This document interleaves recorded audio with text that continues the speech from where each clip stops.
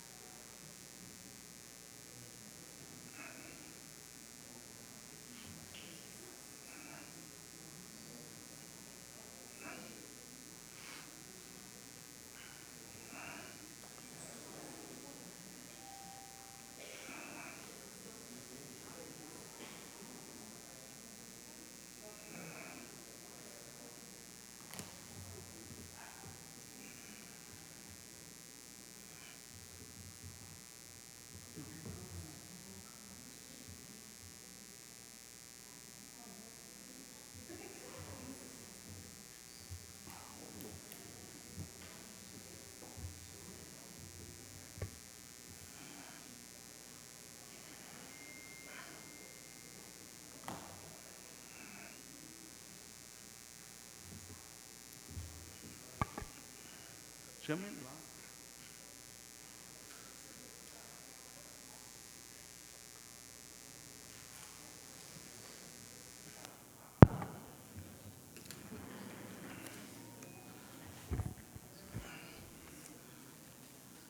Primeira sessão extraordinária de julgamento do processo de cassação 01/2022. Boa noite aos 9 vereadores. Boa noite. Boa noite. Boa noite. E a todos os presentes. Solicito ao primeiro secretário que faça a chamada. Aires Merlini. Presente. Antônio Rodrigues. Presente. Célio de Barros. Presente. Diego Ribeiro. Presente. Edenilson Guaçu. Presente. Fernando Sartori. Presente. Joel Neto. Presente. Marcelo Camargo. Presente. Renan Eburnio, presente. Declaro aberta a sessão de julgamento do processo de cassação número 01/2022, que sobre a proteção de Deus iniciamos nosso trabalho. Neste momento, o vereador Antônio Rodrigues fará a leitura de um trecho bíblico. Peço a gentileza que todos fiquem em pé.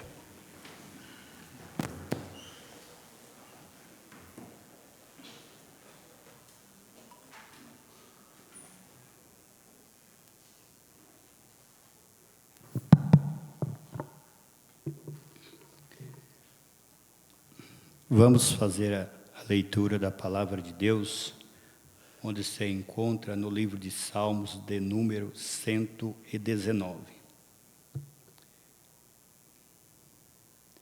Bem-aventurados os que trilham caminhos retos e andam na lei do Senhor. Bem-aventurados os que guardam os seus testemunhos e buscam Ele de todo o coração, e não praticam iniquidade, mas andam em seus caminhos. Tu ordenaste os teus mandamentos para que diligentemente os observamos. Tomará que os meus caminhos sejam dirigidos pelo Senhor. Então não ficaria confundido, atentando eu para todos os teus mandamentos. Louvar-te-ei com retidão de coração, quando caminhar nos teus caminhos. Observarei os teus estatutos, e tu não me desamparaste. Até aqui a palavra de Deus. Pode sentar. Senhor presidente, pela ordem. O senhor já fala, já vai ter o tempo, senhor. Pode ir. Pode falar, senhor. Desculpa aí. Senhor presidente, eu já fiz um protocolo de um pedido na Câmara, mas quero reentregar o impedimento do vereador Célio de estar votando pelo artigo 215 do regimento interno dessa casa.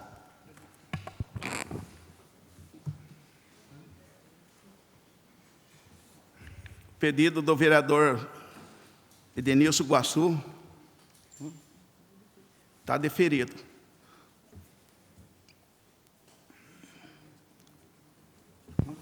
Obrigado, senhor presidente.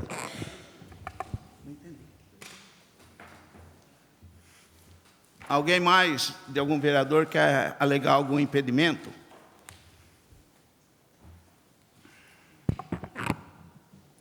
Pela ordem, senhor presidente. Gostaria de também o impedimento do Fernando. Pedido diferido. Viu, Iguaçu? Explica o motivo aí, fazendo favor. Do vereador Fernando, estou pedindo um impedimento, presidente, se o senhor indeferir, também baseado no artigo 215, onde ele foi testemunha e ele tem interesse na causa, que ele já deu praticamente um voto já apartado. Ok?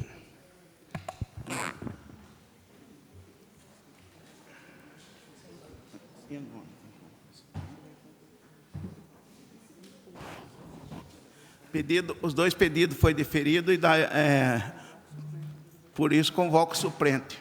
No lugar do vereador Célio de Barro, o Rodrigo de Oliveira Costa. Senhor, Eu acho que ele não pode votar, presidente. Então, se o senhor É achar, inconstitucional. se o senhor achar que está errado, o senhor recorre à Ele justiça. não pode votar. Não é inconstitucional. É inconstitucional. Eu não fui cassado para ele poder votar. Se eu tivesse afastado do cargo, ele poderia votar. Eu não estou fora do cargo. O senhor está afastado. Eu não estou fora do cargo. Eu não fui afastado, doutor. Estou impedido. Dá licença. O doutor Tiago aí vai explicar a situação.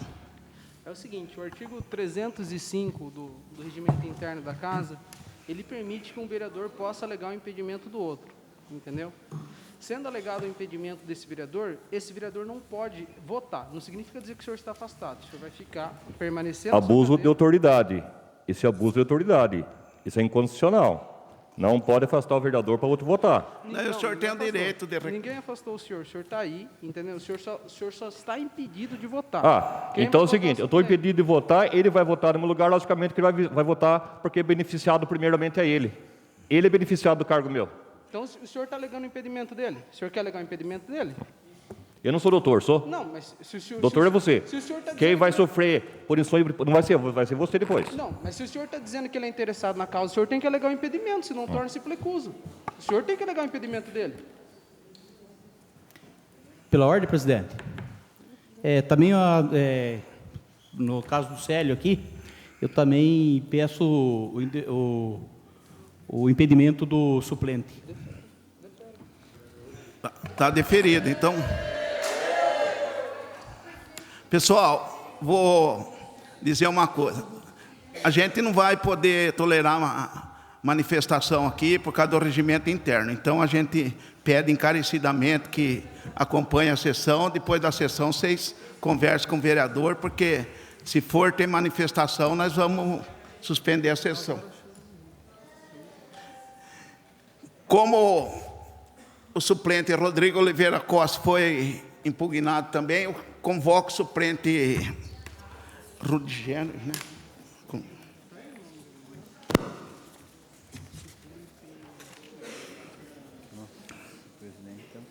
Cadê?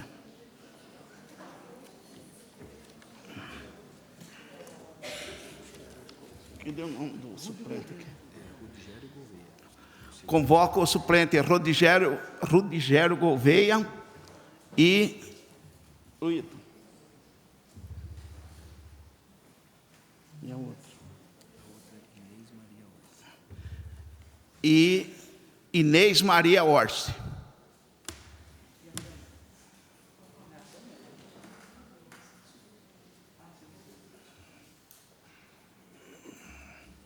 Como que não deixam sentar?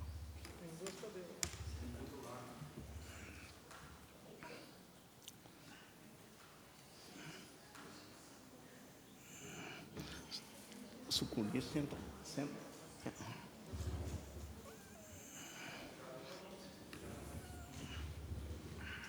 Não vai precisar fazer movimento. Hã?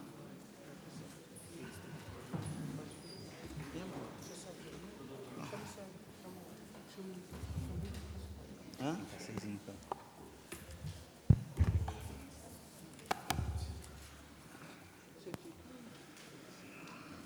Juramento. Como que é? Onde que é? Um por vez? Ô, Rude, você vai prestar juramento, você fica em pé e eu vou lendo aqui, você repete.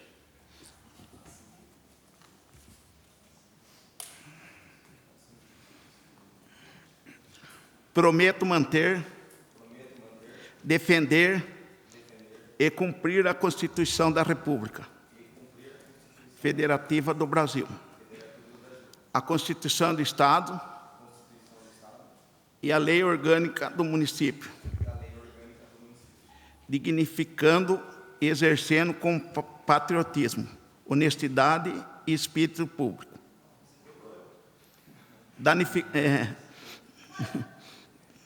Dignificando e exercendo patriotismo, honestidade e espírito público, o mandato que me foi confiado.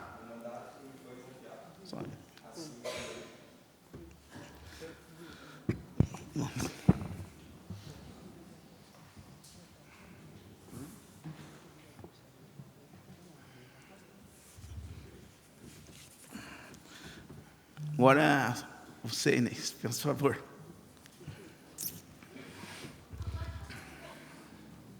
Prometo manter, defender e cumprir a Constituição da República Federativa do Brasil.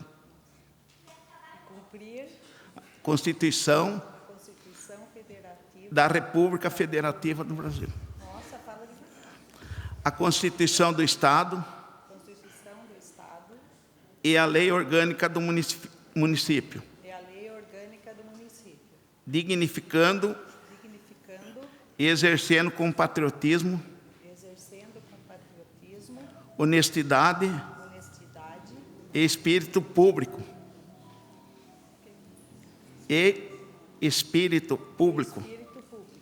O mandato que me foi confiado. Aí.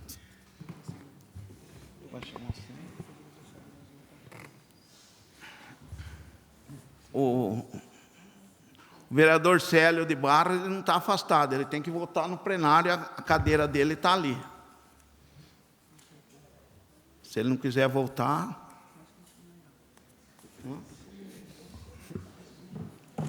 Tá. Então, como ele...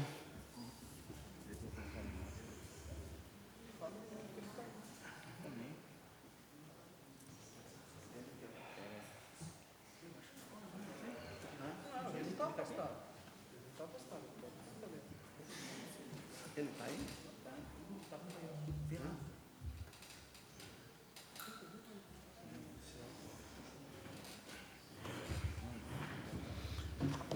Tá, que errou.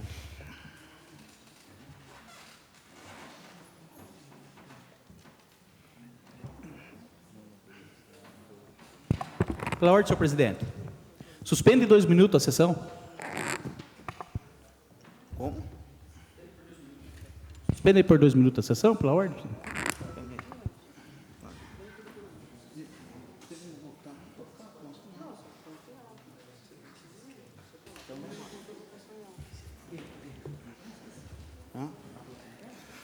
Como não teve interesse do vereador Célio de Barros voltar à sessão, vai ser constado em ata e a gente vai seguir o...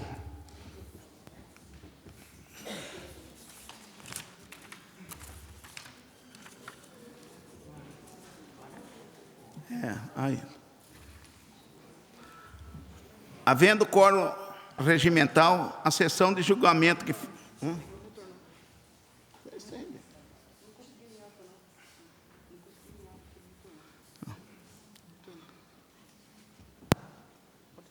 Havendo quórum regimental, a sessão de julgamento que foi convocada especialmente para proceder ao julgamento do vereador Célio de Barros, objeto da denúncia formulada pela senhora Elaine Simões Abramides, que gerou o processo de cassação número 01/2022, informo que a comissão processante formada pelo presidente Joel Rodrigues Neto, pelo relator Edenilson de Andrade Iguaçu e pelo membro Diego Gimeno Redua Ribeiro, concluiu os trabalhos dentro do prazo regimental. Todos os atos processuais foram cumpridos, destacando-se que o princípio do contraditório foi obedecido e concedido ao denunciado seu direito de defesa. Os autos encontram-se regularizados e o julgamento poderá ser realizado.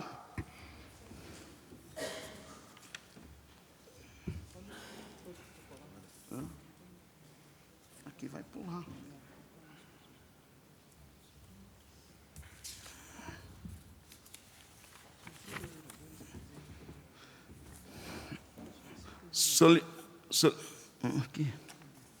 Aqui, ó.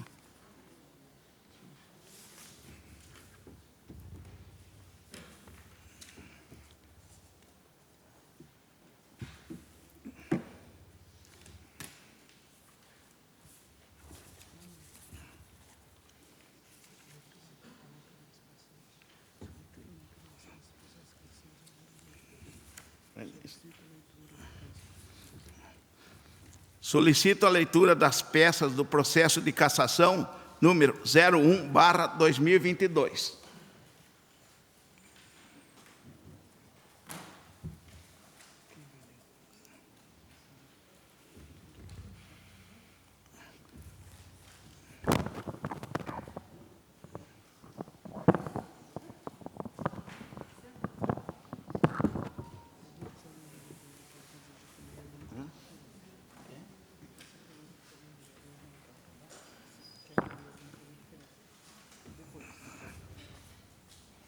Excelentíssimo senhor presidente da Câmara Municipal de Pardinho, Aires Nelson Merlini.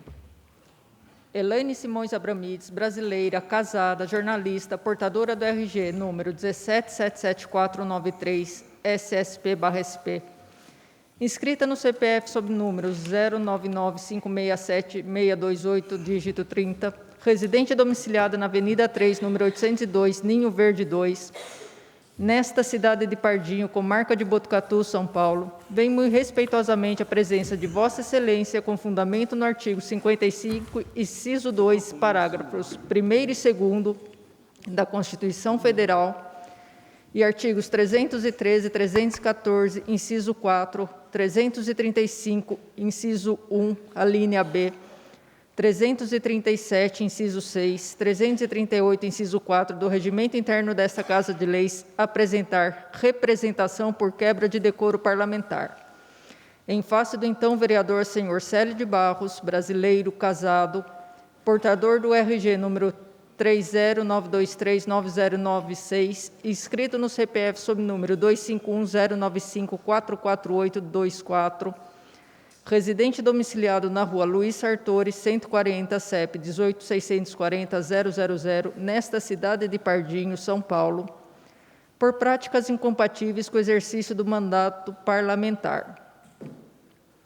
Requer-se que a presente representação seja recebida por esta Casa de Leis para que esta adote todas as medidas cabíveis previstas no regimento interno e na lei orgânica deste município, bem como na Constituição Federal, e que, após ouvido plenário, seja imediatamente afastado parlamentar, seguindo da perda de seu mandato pelos motivos abaixo expostos. 1. Dos fatos. Conforme amplamente noticiado em mídias televisivas, sociais e publicações em muitos jornais da região, essa denunciante, que desempenha a função de jornalista do canal Cuesta Interativo, conhecida por muitos munícipes por sua atuação, foi vítima de ataques ofensivos à sua honra e imagem durante uma reunião nas dependências dessa Casa de Leis, ocorrida na noite de terça-feira, dia 29 de março de 2022, por volta das 19 horas, onde estavam presentes todos os nobres edis e o assessor jurídico dessa Câmara, para discutirem assuntos relacionados à SEI, Comissão Especial de Inquérito, sobre supostas práticas ilícitas ocorridas neste município em face do vereador Renan Pereira Ebúrnio, junto à prefeitura local. Em dado momento, nessa reunião, o então vereador Célio de Barros, em alto e bom tom, na presença de todos, voltou-se a outro vereador, Marcelo Camargo, e proferiu a seguinte expressão, se referindo à pessoa da denunciante. Para aí, Marcelo. Marcelo, quando eu estava de prefeito, lá faltava dar para mim lá dentro. Tal fala desonrosa, ofensiva e machista proferida por referido vereador contra a denunciante consta das gravações ora entregues em pendrive juntamente a essa representação. Assim que tomou conhecimento dos fatos, a denunciante imediatamente lavrou o boletim de ocorrência número 282/2022 perante a Delegacia de Defesa da Mulher da Comarca de Botucatu e representação criminal contra o parlamentar. Os fatos estão tendo grande repercussão em toda a mídia regional, com manifestações de repúdio em vários veículos de comunicação por muitos cidadãos comuns, além de autoridades políticas de todas as esferas, municipal, estadual e federal, do próprio partido do parlamentar PSDB, grupos de apoio e outras entidades, consoante documentos inclusos. 2. Da legitimidade da denunciante. O artigo 344 do Regimento Interno dessa Casa de Leis preceitua que qualquer pessoa natural ou jurídica poderá representar perante o presidente da Câmara Municipal pelo descumprimento por vereador de normas éticas e de decoro parlamentar contidas nesse regimento. Dessa forma, se mostra legítima a propositura do presente representação por iniciativa da denunciante. 3. Da quebra de decoro parlamentar. A conduta do parlamentar Célio de Barros, ao proferir expressão ofensiva, vexatória, desonrosa à honra e imagem da denunciante, revela clara afronta ao comportamento compatível com o decoro parlamentar, estabelecida pela Constituição Federal, em seu artigo 55, inciso 2, parágrafo 1º, e artigo 313, 314, inciso 4, artigo 335, inciso 1, a linha B do Regimento Interno da Câmara Municipal deste município, resultando em prática de infração político-administrativa. A Carta da República expressamente define que o abuso das prerrogativas por parte de parlamentar configura quebra de decoro parlamentar, punível com perda de mandato. Artigo 55. Perderá o mandato o deputado ou senador. Inciso 2. Cujo procedimento for declarado incompatível com o decoro parlamentar. Parágrafo 1º. É incompatível com o decoro parlamentar, além de casos definidos no regimento interno, o abuso das prerrogativas asseguradas a membro do Congresso Nacional ou a percepção de vantagens indevidas. Artigo 313. A Câmara Municipal cassará o mandato de vereador quando em processo regular em que se considerará ao acusado amplo direito de defesa pela prática da infração político-administrativa. Artigo 314. São infrações político-administrativas do vereador nos termos da lei. Inciso 4. Proceder de modo incompatível com a dignidade da Câmara ou faltar com decoro na sua conduta política. Artigo 335. Constituem faltas contra a ética e ao decoro parlamentar do vereador no exercício de seu mandato. Inciso 1. Quanto às normas de conduta no processo legislativo e nas sessões da Câmara. B. Utilizar em seus pronunciamentos palavras ou expressões incompatíveis com a dignidade do cargo e com o decoro parlamentar, assim entendidas, dentre outras, as que constituem ofensas à honra. Vê-se, portanto, que a manifestação de citado vereador ultrapassou as barreiras da razoabilidade, como no caso em tela, onde há imputação de ato criminoso flagrantemente desonroso e atentatório à honra e imagem da denunciante. Torna-se imoral, além de criminoso, e assim passivo de sanção política a ser aplicada pelo plenário dessa Casa de Leis após seu devido processamento, na forma que preceitua a Constituição Federal e Regimento Interno. 4. Dos pedidos. Diante de todo exposto, requer-se 1. O recebimento da presente representação, com o afastamento imediato do parlamentar de suas funções, após ouvido plenário nos termos do artigo 317 do Regimento Interno, e a competente instauração de comissão processante com o regular processo disciplinar ante o ato incompatível com o decoro parlamentar. 2. A notificação do representado para que responda, se lhe aprouver, a presente representação no prazo regimental. 3. O depoimento pessoal do representado sem prejuízo da defesa técnica. 4. A produção de provas por todos os meios permitidos em lei, além das apresentadas nessa oportunidade. 5. Ao final, a procedência da presente representação com a recomendação ao plenário dessa Casa de Leis pela cassação do mandato, uma vez que as condutas cometidas pelo representado são incompatíveis com o decoro parlamentar, cuja pena é a perda do mandato, na forma preconizada na Constituição Federal e Regimento Interno, termos em que pede espera deferimento, Pardinho, 4 de abril de 2022, Elaine Simões Abramides. Dá minha água para mim, por favor. Vai sair. Obrigada.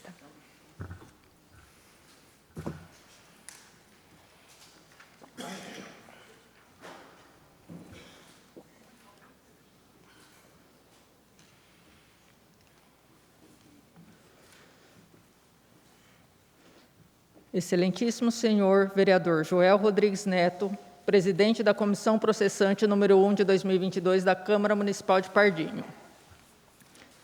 Célio de Barros Brasileiro, casado, portador do RG 30923909 e do CPF 25109544824, vereador na cidade de Pardinho, domiciliado em Pardinho, infracinados, vem muito respeitosamente a presença de Vossa Excelência para, nos termos da legislação vigente aplicável à espécie, apresentar sua defesa prévia, aduzindo para tanto as razões de fato e de direito a seguir expostas. 1. Dos fatos.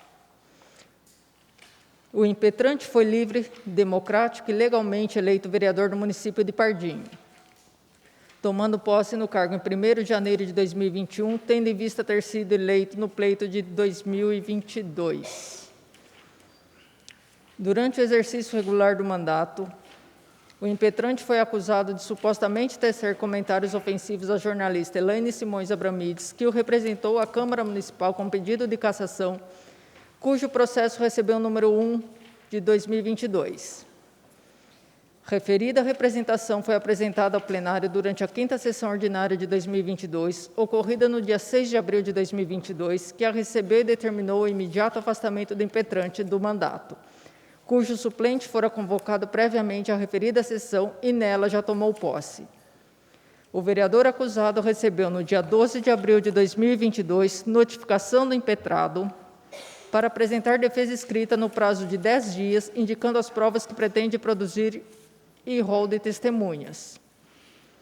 Entretanto, considerando que não recebeu cópias do processo, impetrou o mandato de segurança postulando vistas dos autos e, respectivamente, devolução do prazo para a defesa escrita. 2. Preliminarmente, do regimento interno.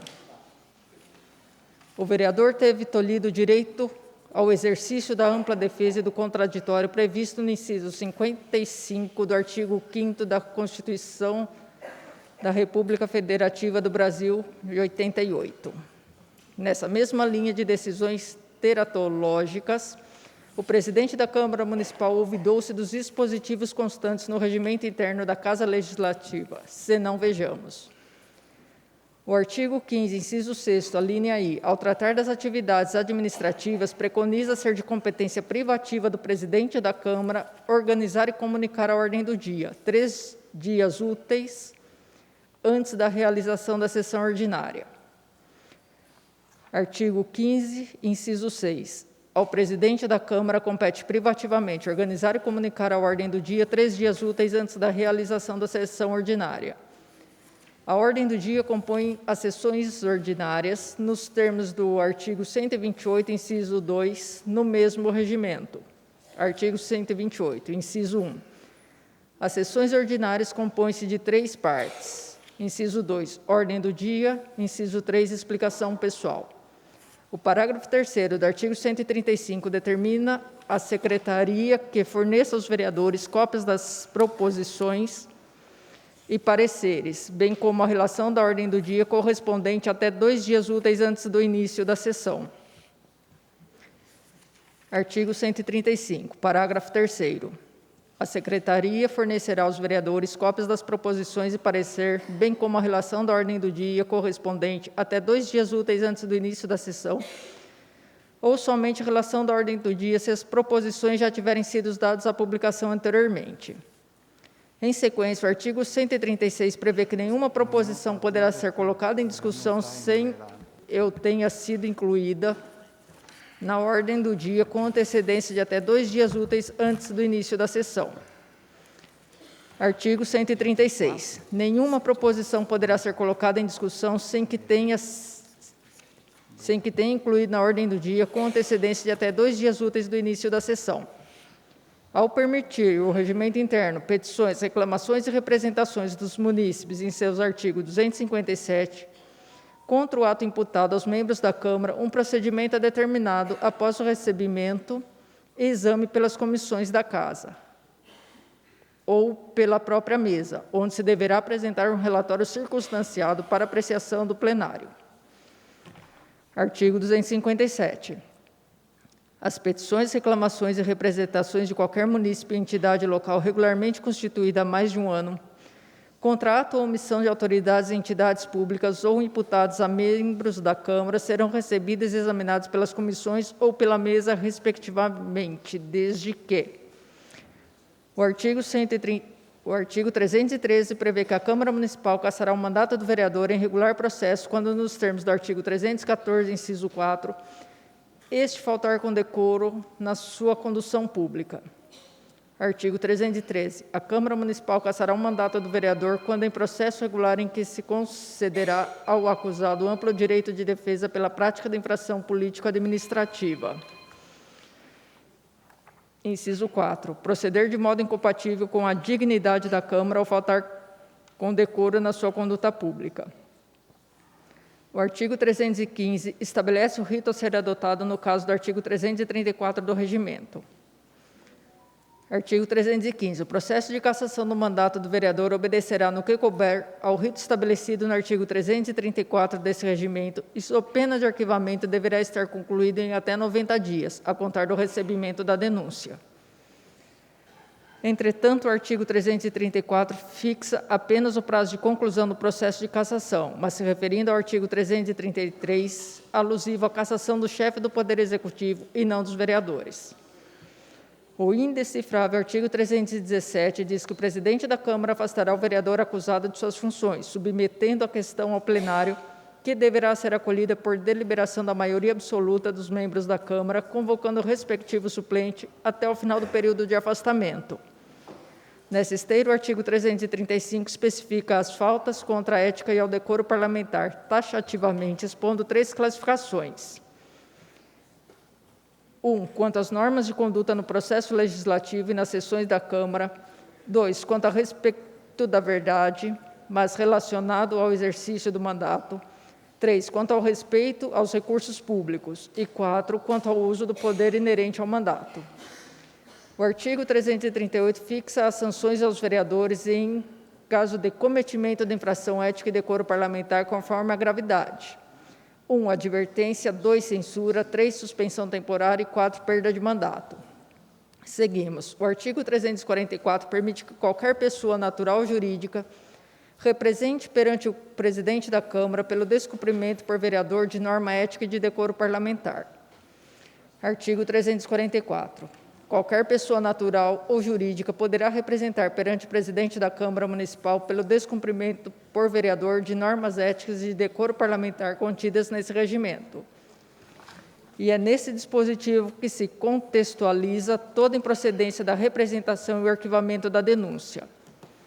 A denúncia tratada no artigo 344 do Regimento, permitida a qualquer pessoa, deve possibilitar a aplicação das sanções previstas no artigo 339. Mas no referido artigo não há qualquer sanção, mas há referência a outros dispositivos. Mas, diferente dos demais procedimentos, quando feito por uma pessoa natural ou jurídica, o recebimento da denúncia deve-se observar, nos termos do artigo 345, o quórum de 1/3 dos vereadores.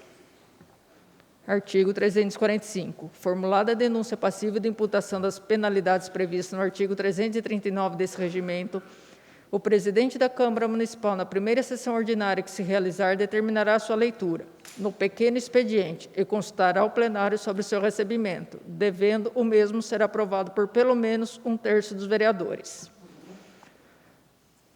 Mas a suspensão temporária do mandato, nesse específico caso do capítulo 4 do Regimento Interno, deve ser decidido pelo plenário, observado o quórum de 2/3 dos membros da Câmara, no caso, 6 vereadores, considerando a composição de 9.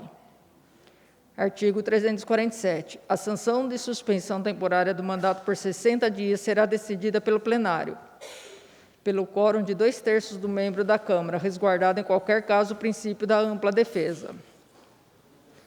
O artigo 349 determina que, após o oferecimento de representação, ainda dentro do capítulo 4, que permite a representação por pessoa natural ou jurídica, esta será encaminhada à Comissão de Ética e Decoro Parlamentar. Artigo 349.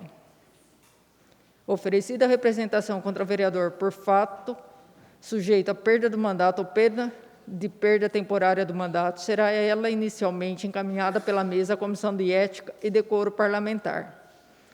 O regimento assegura ao vereador, no artigo 350, a constituição de advogado para sua defesa. Portanto, o regramento interno da Casa Legislativa prevê todo um procedimento a ser observado, devido ao processo legal, desde o recebimento da denúncia, passando pelo contraditório e ampla defesa, até a final decisão do plenário em maioria qualificada. Mas nada disso foi observado, decidindo o presidente da Câmara, autoridades coautora no afogadilho, submetendo o afastamento do impetrante ao plenário, sem observar os prazos, procedimentos e quórum. Assim sendo, senhor presidente, a necessidade de replicar os artigos do regimento interno se deu porque a representação apresentada pela jornalista Elaine Simões Abramides foi apresentada aos vereadores na própria sessão, sem observar sua inclusão na ordem do dia, que deveria ser previamente comunicada aos vereadores. Houve o recebimento da denúncia por suposto decoro parlamentar, sem que o ato praticado pelo impetrante estivesse enquadrado no rol taxativo desse regimento, que especifica os atos qualificados como decoro. Ainda sem que lhe fosse dado acesso à representação, portanto, sem a possibilidade do exercício da ampla defesa e do contraditório, a denúncia foi recebida pelo plenário, e sem respeitar o quórum de 2/3 para o caso de denúncias apresentadas por pessoa natural e jurídica, houve afastamento das funções de vereança. Uma sucessão de atos nulos, ilegais e inconstitucionais, eivados de parcialidades, tanto que o suplente fora convocado à sessão antes mesmo de o presidente da Câmara informar aos presentes do recebimento da representação. O regimento interno da Câmara Municipal não prevê o afastamento imediato de vereador quando da denúncia apresentada por pessoa natural ou jurídica, mas sim o seu encaminhamento à respectiva comissão após o recebimento por 1/3 dos membros da Casa, desde que constante na ordem do dia, ao menos por 3 dias anteriores à sessão, sendo garantido ainda ampla defesa ao contraditório para, só então, por quórum de 2/3, ser autorizado o afastamento temporário.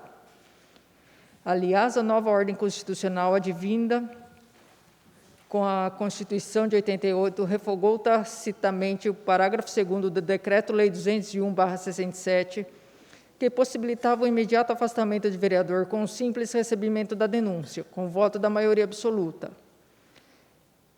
E para que não restassem dúvidas, a Lei 9.504/97 revogou expressamente o referido dispositivo.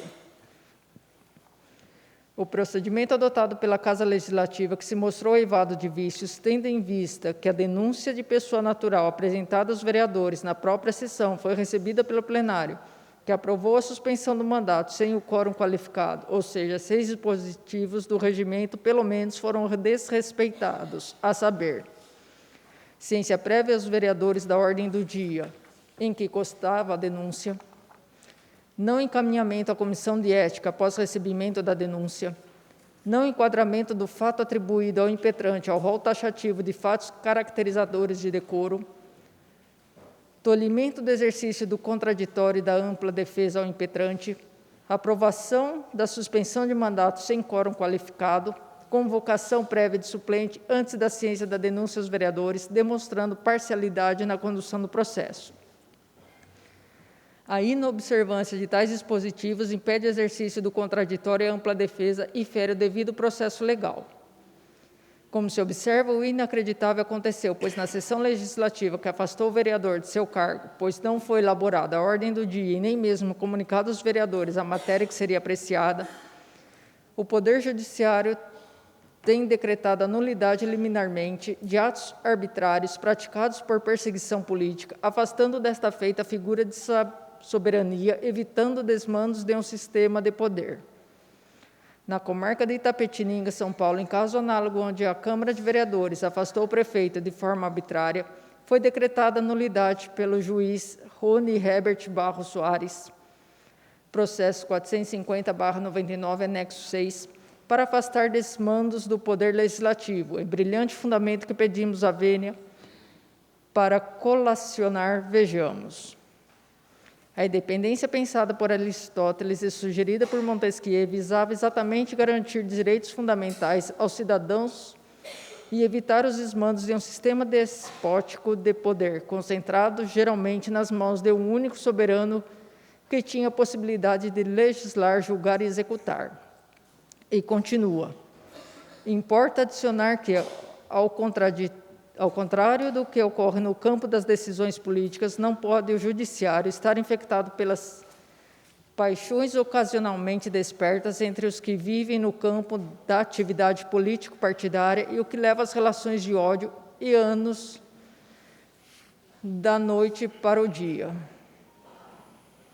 A ilegalidade praticada ardilosamente torna-se ainda mais cristalina em face da regra do artigo 136 do Regimento Interno da Câmara de Cruzália, pois a denúncia ante esses fatos não poderia ser colocada em discussão e respectivamente votada. Vejamos, artigo 136.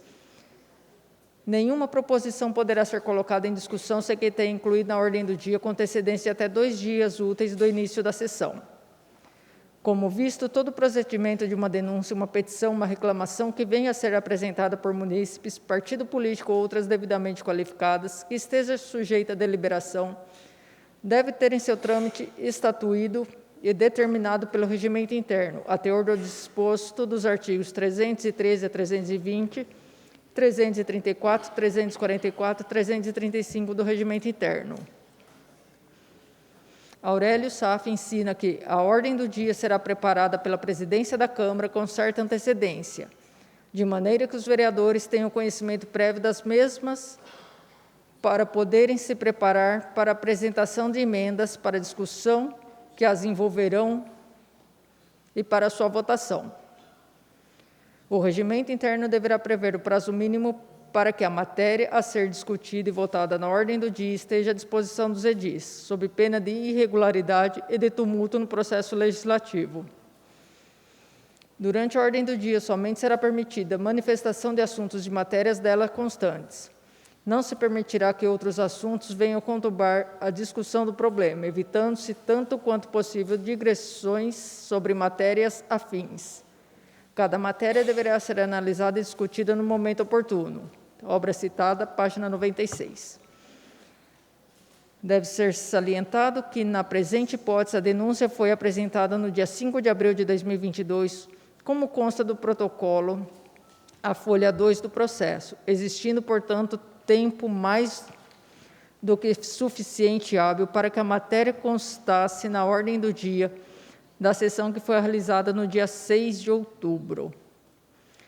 No entanto, senhor presidente, em conluio com o restante da mesa e outros vereadores, preferiu a omissão, ferindo o princípio constitucional da publicidade, não incluindo a matéria na ordem do dia como legalmente previsto. Desta feita, o fato da sessão de 6 de abril de 2022, no qual foi o impetrante afastado, não ter sido elaborada a ordem do dia, prevendo que seria denúncia apreciada, leva à nulidade da sessão. Estes fatos, provados documentalmente, demonstram claramente que o recebimento da denúncia e afastamento do impetrante foi ato arbitrário e revestido de abuso de poder, devendo ser decretada sua nulidade. Eis, pois, as razões devem o vereador ser reintegrado de imediato ante o ilegal ato do presidente da Câmara Municipal que afronta o direito líquido e certo do impetrante, de que o regimento interno seja observado e se possa exercer o mandato para qual for eleito. Da ausência de previsão legal para o recebimento da denúncia e falta de tipificação para o recebimento da denúncia. A Lei Orgânica do Município de Pardinho, em seu título 2, capítulo 1, seção 4, trata da responsabilidade dos vereadores, em especial em seu artigo 69, assim disposto. Artigo 69. Perderá o mandato o vereador, cujo procedimento for declarado incompatível o decoro parlamentar ou atentatório às instituições vigentes. Em nenhum outro capítulo, seção, subseção ou artigo da Lei Orgânica do Município existe mais qualquer dispositivo a regular a matéria, como procedimento para recebimento de eventual denúncia por eventual prática de infrações político-administrativas, sua inclusão na ordem do dia, quórum para seu recebimento, processamento, etc., etc. Para tudo mais no que tange ao julgamento por eventual prática de infração político-administrativa, a Lei Orgânica do Município é absoluta e totalmente omissa. A matéria é abordada tão somente no regimento interno da Câmara Municipal de Pardinho, Resolução número 1 de 2004, de 27 de agosto de 2004, como anteriormente exposto pelo artigo 313 a 320. Da análise das normas suprarreferenciadas, resulta claramente que a Lei Orgânica do Município é absolutamente omissa quanto ao processo de tipificação e apuração de prática de infração por falta de decoro parlamentar ou infração político-administrativa por parte do vereador, estando a matéria constante tão somente do regimento interno da Câmara Municipal, fato juridicamente impossível e absolutamente contraditório aos dispositivos constitucionais inseridos tanto na Carta Magna Federal como na Carta Estadual Paulista, como a seguir se demonstrará. A Constituição Federal, como consta em seus artigos 85 e 86, abaixo transcritos, determina a tipificação dos crimes de responsabilidade e a falta de decoro parlamentar e procedimento para o recebimento da acusação contra o chefe do Poder Executivo Federal, o qual só será admitido por 2/3 da Câmara dos Deputados. Artigo 85. São crimes de responsabilidade os atos do Presidente da República que atentem contra a Constituição Federal e especialmente contra. Parágrafo único. Esses crimes serão definidos em lei especial que estabelecerá as normas do processo e julgamento. Artigo 86. Admitida a acusação contra o Presidente da República por 2/3 da Câmara dos Deputados, será ele submetido a julgamento perante o Supremo Tribunal Federal nas infrações penais comuns ou perante o Senado Federal, nos crimes de responsabilidade. A Constituição Estadual, por sua vez, em perfeita sintonia com a Constituição Federal, em seus artigos 48 e 49, está assim disposta. Artigo 48. São crimes de responsabilidade do governador os que atentem contra a Constituição Federal ou a do Estado, especialmente contra. Parágrafo único. A definição desses crimes, assim como seu processo e julgamento, será estabelecida em lei especial. Artigo 49. Admitida a acusação contra o governador por 2/3 da Assembleia Legislativa, será ele submetido a julgamento perante o Superior Tribunal de Justiça nas infrações penais comuns ou nos crimes de responsabilidade perante o Tribunal Especial. Destarte não pode e não deve a legislação municipal dispor de forma diferente, considerando-se principalmente o princípio da hierarquia das normas da face determinado pela Constituição Federal e Estadual, como acima elencado. A propósito, vale ressaltar que o sistema jurídico é constituído por um conjunto de normas que as partes se harmonizam com todo, formando um conjunto único e harmônico. Nesse sentido, é a lição de Francisco Ribeiro dos Santos, em Apostila de Introdução à Ciência do Direito, volume 1, página 136. Veja, as normas do ordenamento jurídico formam uma estrutura totalizadora, sendo o todo considerado como unidade, por sintetizarem-se nele os conceitos de unidade e pluralidade. Entretanto, as normas que acompanham o ordenamento jurídico não possuem entre si hierarquia, mas são compostas de degraus hierarquizados. Portanto, esclarecemos que um regulamento interno não poderá sobrepor uma lei maior, como ocorreu na presente hipótese. Para explicar este fenômeno, Hans Kelsen, jurista austríaco, idealizou sua pirâmide jurídica, demonstrando que as normas são hierarquizadas e um fundamento de validade da norma está que a inferior extrai a sua validade da superior. Tal princípio encontra-se plenamente definido em nosso ordenamento jurídico, especialmente no artigo 59 e 21 da Constituição Federal e da Constituição Estadual, respectivamente, os quais tratam da elaboração do processo legislativo. Transportando para o município o ordenamento jurídico consagrado no país, temos como correspondente, junto à Lei Orgânica do Município de Pardinho, seu artigo 48, a saber. Artigo 47. O processo legislativo compreende: 1. Emendas à Lei Orgânica do Município. 2. Leis complementares. 3. Leis ordinárias. 4. Decretos legislativos. 5. Resoluções.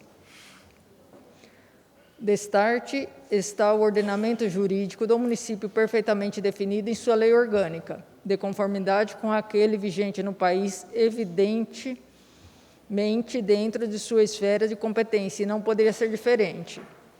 Desta forma, mesmo e principalmente considerando-se a omissão da lei orgânica, não pode o regimento interno da Câmara Municipal, que se traduz em uma simples resolução número 1 de 2004, alterar o quórum especificado pela Constituição Federal e Constituição Estadual para o recebimento de denúncia contra vereador, simplesmente porque lhe é juridicamente impossível fazê-lo.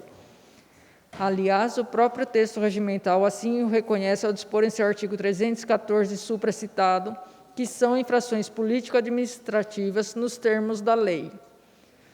Considerando-se que o regimento interno em nenhum outro artigo é citado qualquer tipo de lei a respeito, torna-se impossível deixar de formular a indagação.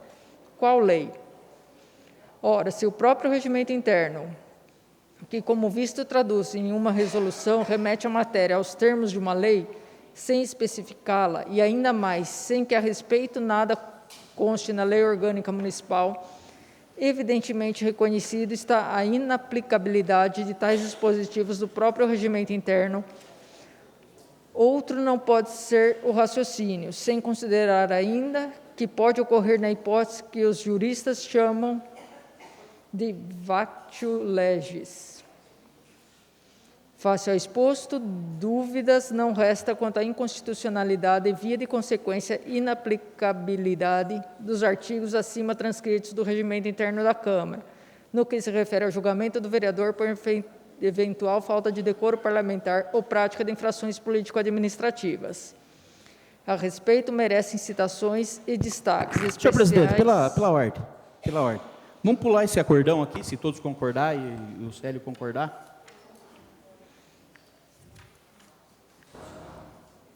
Viu? Porque esse acordo aqui, senhor presidente, esse acordo aqui, ele fala de prefeito, público aplicativo por prefeito.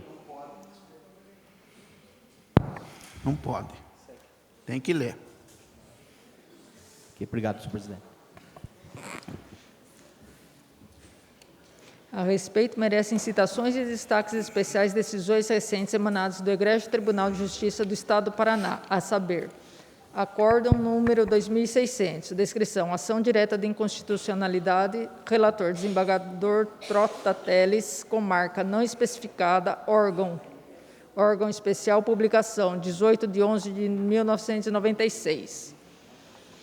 Decisão: acordam os desembargadores do órgão especial do Tribunal de Justiça do Paraná, por unanimidade de votos, deferir a liminar e suspender os efeitos do artigo 58, inciso 2, a linha C, número 1 a 6, da Lei nº 1 de 90 do município de Roncador, e bem assim da expressão nos termos do seu regimento interno, contida no artigo 57, inciso 2 da mesma lei.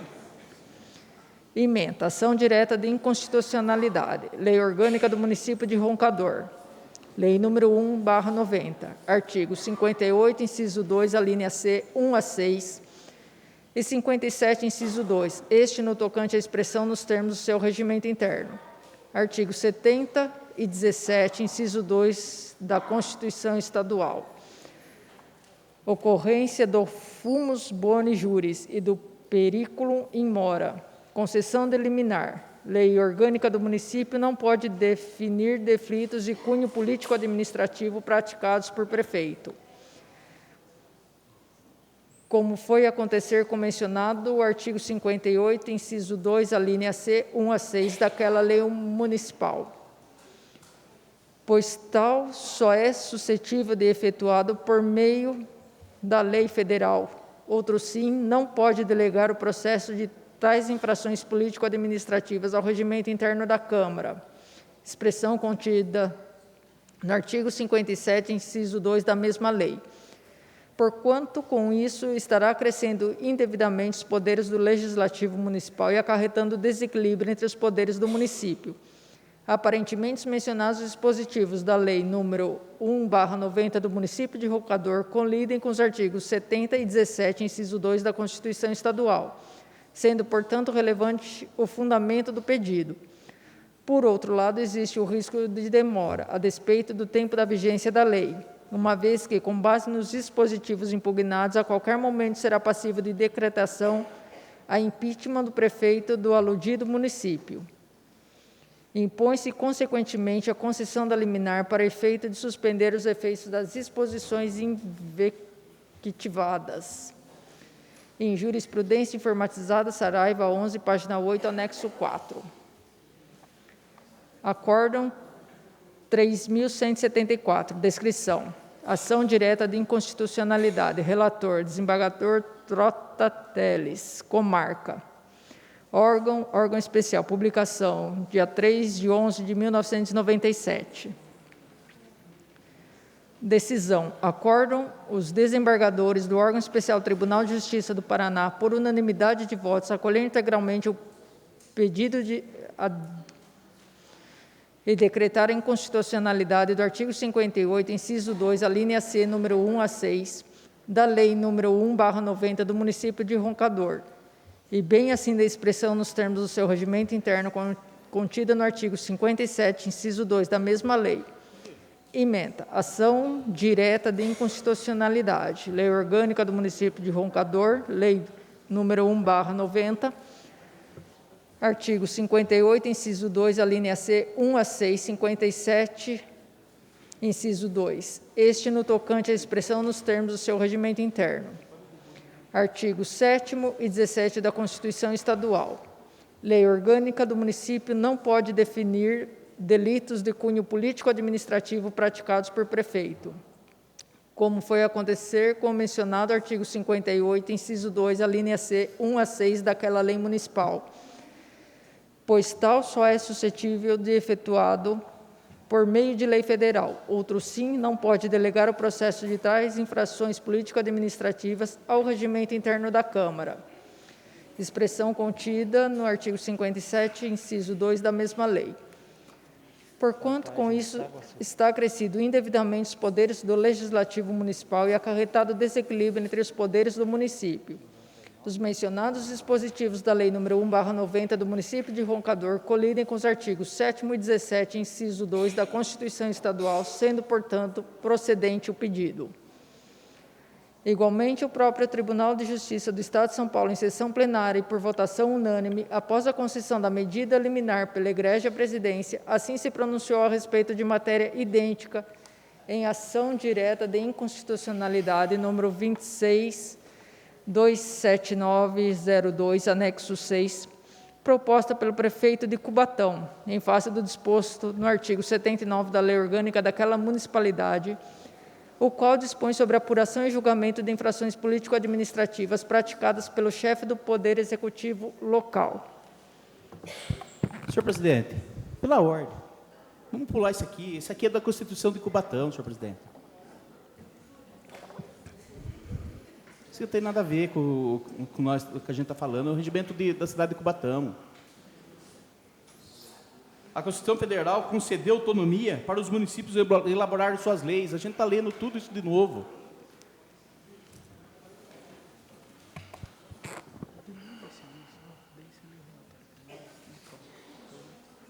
Não vão criar caso de número de defesa? Você acha que não? Não, você termina a defesa. Termina e depois você final. Então, mas é isso que eu vou ler só.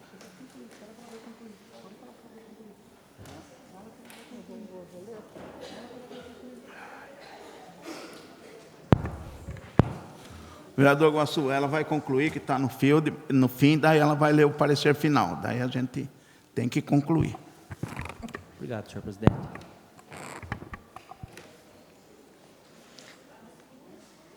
A inconstitucionalidade do artigo 79 da Lei Orgânica do Município de Cubatão é flagrante. São esses os seus termos in verbis.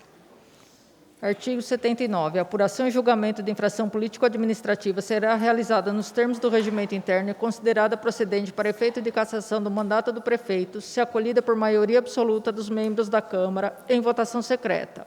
Grifo nosso. Assim dispondo, restou estabelecido na lei orgânica que a apuração de julgamento dos crimes de responsabilidade será feita através do procedimento previsto no regimento interno da Câmara dos Vereadores e que, para aprovação da cassação do prefeito, serão necessários votos de maioria absoluta dos membros daquela casa.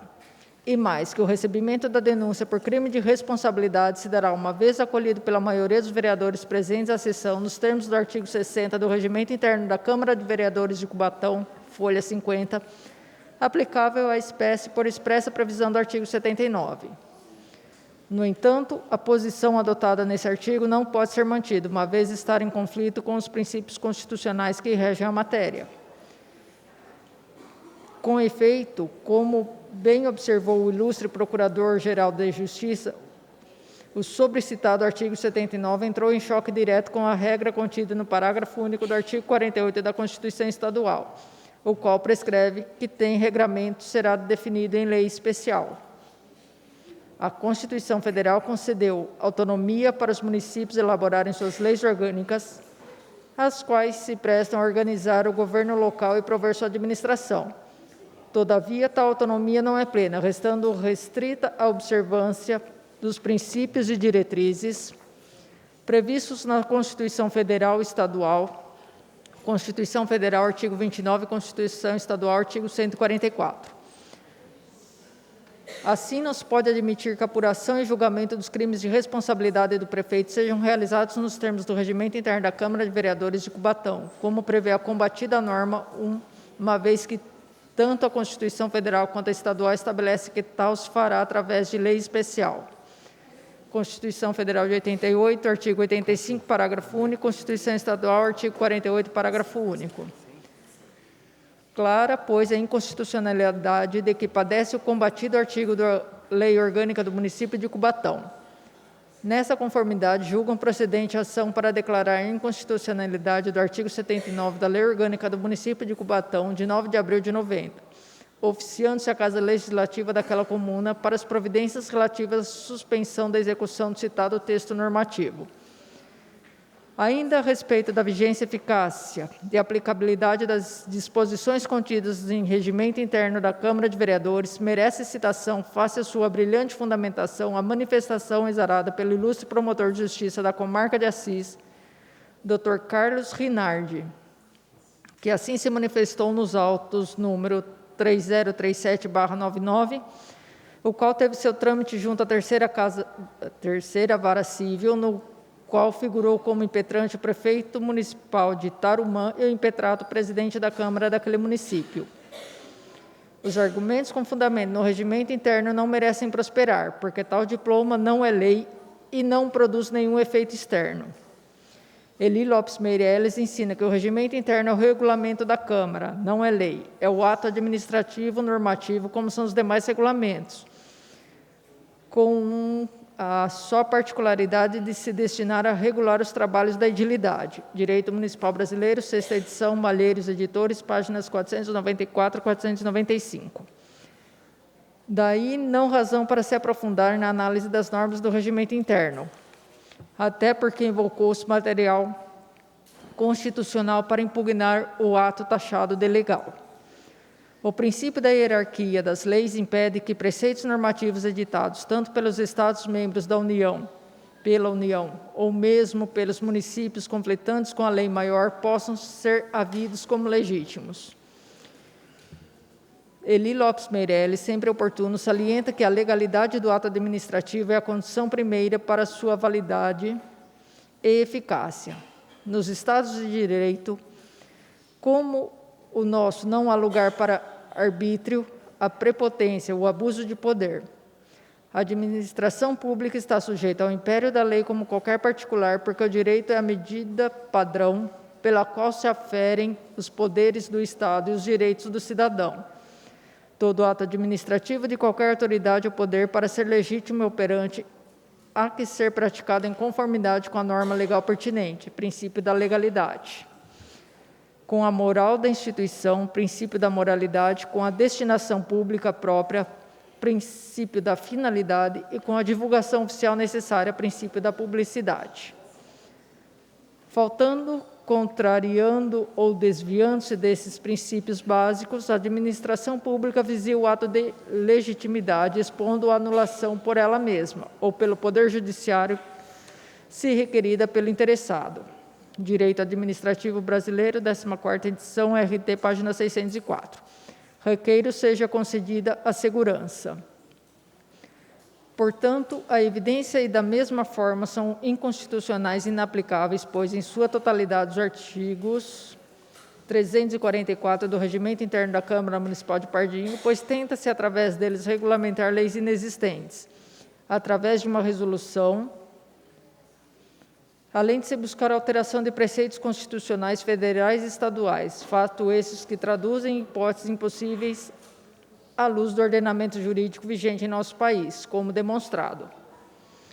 O preceito constitucional de que ninguém é obrigado a fazer ou deixar de fazer alguma coisa, senão em virtude de lei, refere-se evidentemente à norma válida, pois norma inválida não é norma, e assim não obriga ninguém. Disso decorre que regra básica de nosso ordenamento jurídico consiste no seguinte: toda norma que contrariar fundamentos de uma norma hierarquicamente superior será uma norma inválida. Outro não tem sido o entendimento doutrinário dos tribunais pátrios a respeito, se não vejamos. José Nilo de Castro, em sua obra Defesa dos Prefeitos e Vereadores, Livraria Del Rey, LTDA, segunda edição, páginas 102 e 105, cita: como adverte o ilustre advogado paulista Hubert Noel, seria até despiciendo lembrar que no direito brasileiro as normas estão hierarquizadas a partir da Constituição Federal, que lhes dá fundamento de validade, imediato ou mediato, na figuração precisa da pirâmide kelsciana. 51. Concluindo, para validamente ser instaurado o processo político-administrativo contra prefeito, impõe-se a deliberação de 2/3 dos vereadores à Câmara Municipal. É a aplicação do princípio da simetria com o centro.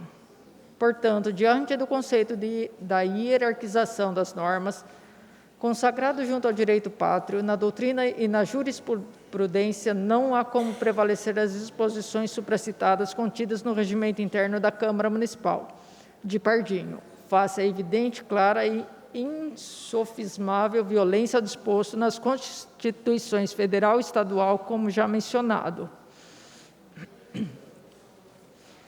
No que se refere à tipificação da falta de decoro parlamentar das infrações político-administrativas, o recebimento da denúncia, previsto tão somente no regimento interno da Câmara Municipal, mais precisamente do artigo 345, face à literal violação dos princípios constitucionais pelos dispositivos supramencionados, tornam-se imperiosas algumas considerações, citações, lições ou doutrinárias e jurisprudenciais, como a seguir será exposto.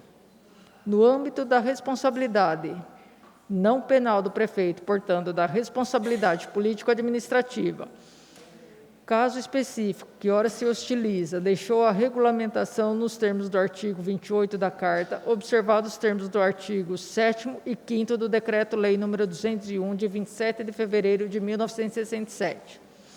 Vejamos. Artigo 7º. A Câmara poderá cassar o mandato de vereador quando, 1. Utilizar do mandato para a prática de atos de corrupção ou de improbidade administrativa. 2. Fixar residência fora do município. 3. Proceder de modo incompatível com a dignidade da Câmara ou faltar com decoro na sua conduta pública. Parágrafo 1º. O processo de cassação de mandato do vereador é, no que couber, o estabelecido no artigo 5º deste decreto-lei. Artigo 5º. O processo de cassação do mandato do prefeito pela Câmara por infrações definidas no artigo anterior obedecerá ao seguinte rito, se outro não for estabelecido pela legislação do Estado respectivo. A denúncia escrita da infração poderá ser feita por qualquer eleitor com a exposição dos fatos e a indicação das provas. Se o denunciante for vereador, ficará impedido de votar sobre a denúncia e de integrar a comissão processante, podendo, todavia, praticar todos os atos de acusação. Se o denunciante for o presidente da Câmara, passará a presidência ao substituto legal para os atos de processo e só votará, se necessário, para completar o quórum de julgamento. Será convocado o suplente do vereador impedido de votar, o qual não poderá integrar a comissão processante. 2. De posse da denúncia, o presidente da Câmara, na primeira sessão, determinará sua leitura e consultará a Câmara sobre o seu recebimento. Decidido o recebimento pelo voto da maioria dos presentes, na mesma sessão será constituída a comissão processante com 3 vereadores sorteados entre os desimpedidos, os quais elegerão desde logo o presidente e o relator. 3. Recebendo o processo, o presidente da comissão iniciará os trabalhos dentro de 5 dias, notificando o denunciado com a remessa da cópia da denúncia e documentos que as instruírem, para que, no prazo de 10 dias, apresente defesa prévia por escrito, indique as provas que pretender produzir e arrole testemunhas até um máximo de 10. Se estiver ausente do município, a notificação far-se-á por edital, publicado 2 vezes no órgão oficial, com intervalo de 3 dias, pelo menos, contado o prazo da primeira publicação.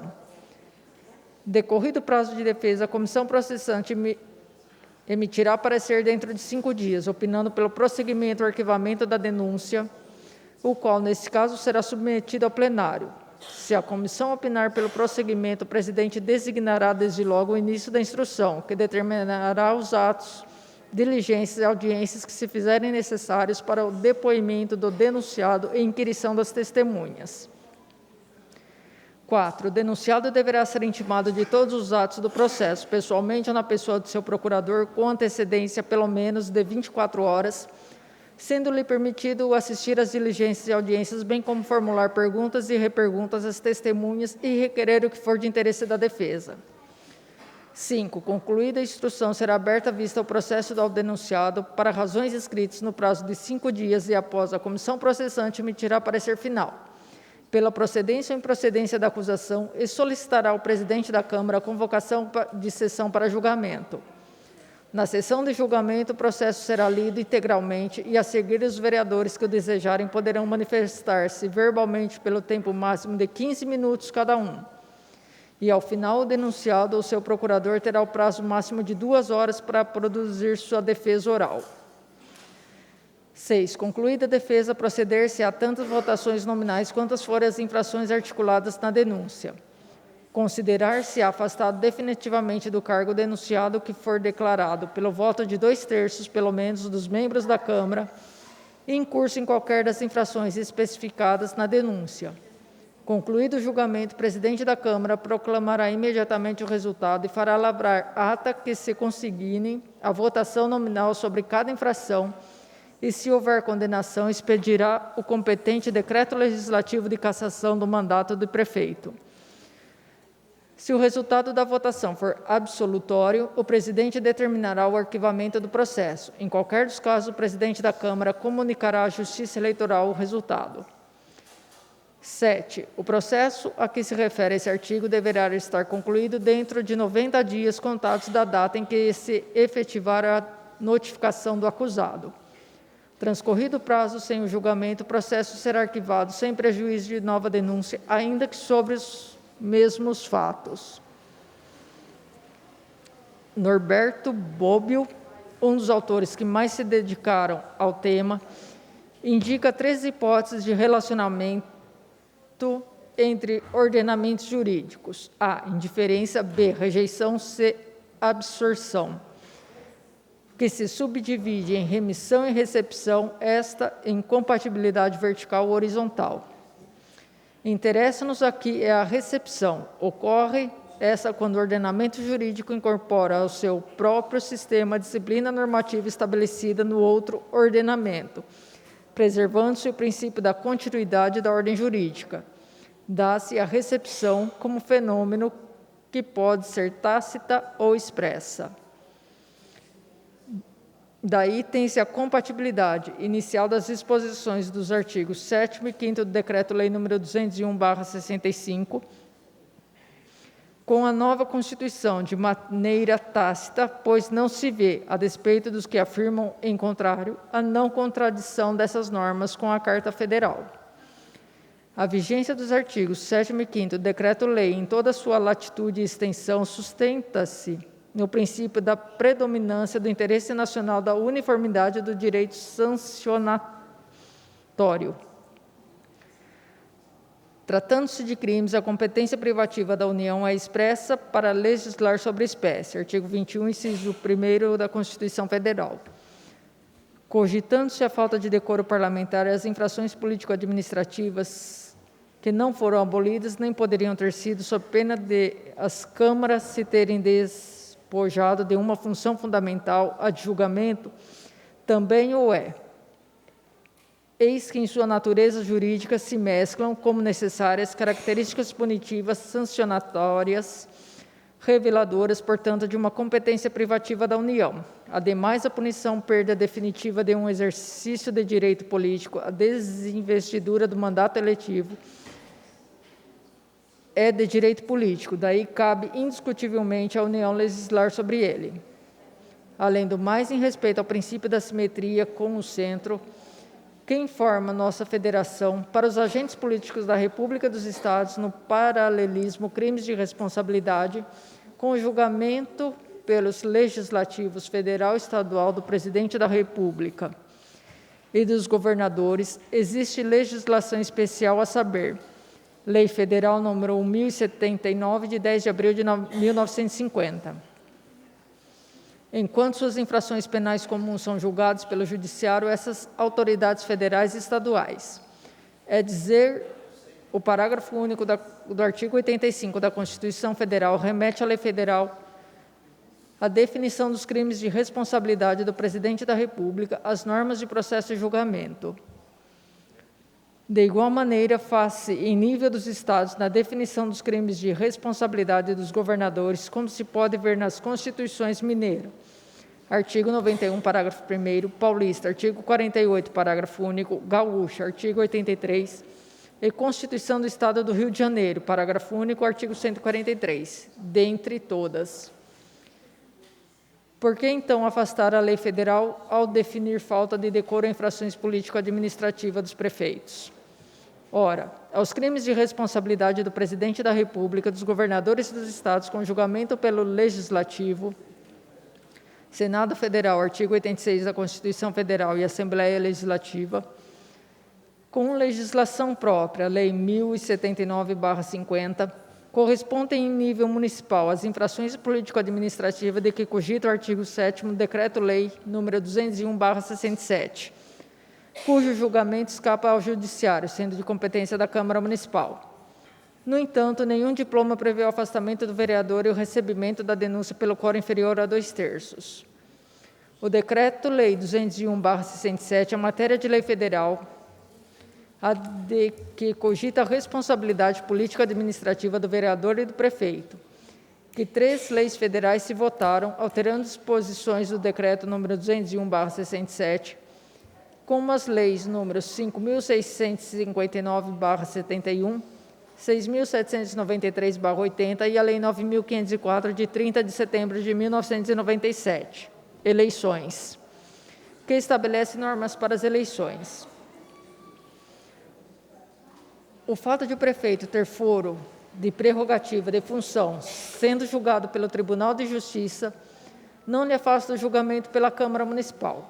Outro sim, o fato de a concepção justnaturalista do peculiar interesse municipal da antiga ordem constitucional estar subsumida